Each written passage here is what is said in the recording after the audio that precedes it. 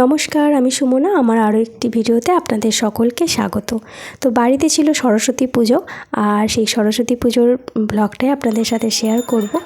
তো বাড়ির পুজো মানে জানেন হাজারো ব্যস্ততা থাকে, তো সেই কারণে একদম সদ্য ভিডিওগুলো দিতে পারিনি। তো একটু সময় হতেই ধীরে ধীরে এডিট করে আপনাদের সাথে শেয়ার করছি। আর এই যে সমস্ত সদস্যদের দেখছেন, এরা আমাদের স্টুডেন্ট, কেউ আবার প্রাক্তন স্টুডেন্টও আছে যারা বাড়িতে আসে এই সময়। আর এই সরস্বতী পুজোর সময় বেশ ভালো লাগে। প্রাক্তন স্টুডেন্টরাও যখন আসে বাড়িতে, পড়াশোনা ছেড়ে দেওয়ার সত্ত্বেও তারা কোচিংয়ে এই পুজোটায় অবশ্যই অংশগ্রহণ করে, পুষ্পাঞ্জলি দিয়ে যায়, খুব ভালো লাগে। আর ঠাকুরমশাইয়ের পূজা হয়ে গেছে, এবার চক্ষুদান হবে। অ্যাকচুয়ালি আগের দিনে ঠাকুরমশাই সমস্ত কিছুই এগিয়ে রাখেন, আর তারপরের দিনে চক্ষুদান দিয়ে তারপরে পুষ্পাঞ্জলি শুরু হবে।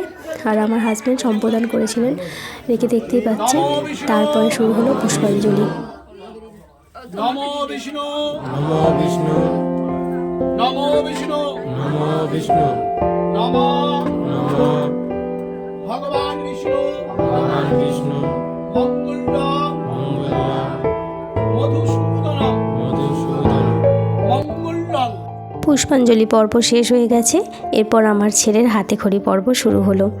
অ্যাকচুয়ালি এখন আর 5 বছর পূর্ণ হওয়ার কেউ অপেক্ষা রাখে না। আমার ছেলের এই মার্চ হলেই 5 বছর হয়ে যাবে। তো এখন যেহেতু সব কিছুই অ্যাডভান্স, ঠাকুরমশাই বললেন তো এখনই হাতে খড়ি দেওয়া যেতে পারে, তাতে কোনো অসুবিধা নেই। তো জীবনের প্রত্যেকটি পর্ব, প্রত্যেকটা মুহূর্ত চেষ্টা করি ভিডিও বন্দি করে রাখার এবং আপনাদের সাথে শেয়ার করার। তো এটাই বা বাদ যায় কেন, সেই কারণে ছেলের হাতে খড়ির পর্বটাও আপনাদের সাথে শেয়ার করলাম।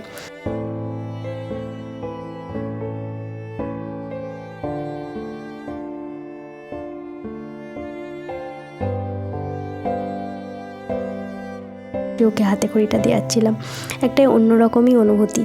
মানে আমাদের পড়াশোনা কখনো শেষ হয় না, কিন্তু একটা প্রথাগত পড়াশোনার তো শেষ হয়েই যায় একটা সময় পরে। তো এইদিকে দেখুন পুষ্পাঞ্জলি দিয়ে সকলে প্রায় চলে গেছে, আর এদিকে আমরা বাড়ির কয়েকজন সদস্যই ছিলাম। এখন আমাদের হোম হবে, তো হোমটা হয়ে যাবার পর আরতি, তারপরেই এবারের মতো মানে এই বেলার মতো পুজোটা সম্পূর্ণ হবে। তো ঠাকুরমশাই হোম করছিলেন।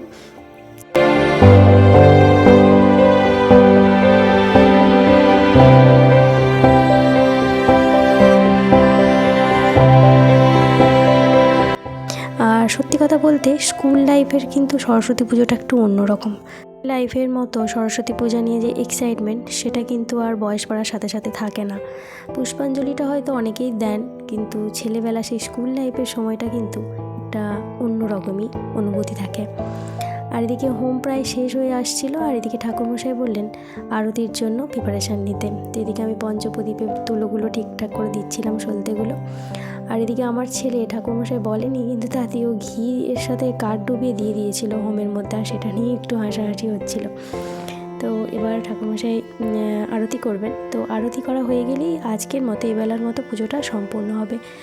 তো আশা করি এই ভিডিওটা আপনাদের সকলের ভালো লাগবে। আর কে কেমন করে কাটালেন সরস্বতী পুজোটা অবশ্যই আমাকে কমেন্ট করে জানাবেন। আর যদি আমার ভিডিওটা ভালো লেগে থাকে তো প্লিজ লাইক, কমেন্ট, শেয়ার করবেন। আরও এরকম ভিডিও দেখতে থাকলে আমার কিছু জীবনের মুহূর্তগুলো আমি তুলে ধরি আমার ভিডিওর মাধ্যমে। যদি আপনাদের ভালো লেগে থাকে তো চ্যানেলটিকে একটু সাবস্ক্রাইব করে রাখতে পারেন। আর আজ এতটুকুই, দেখা হবে অন্য কোনো ভিডিওতে। সকলে ভালো থাকবেন, সুস্থ থাকবেন।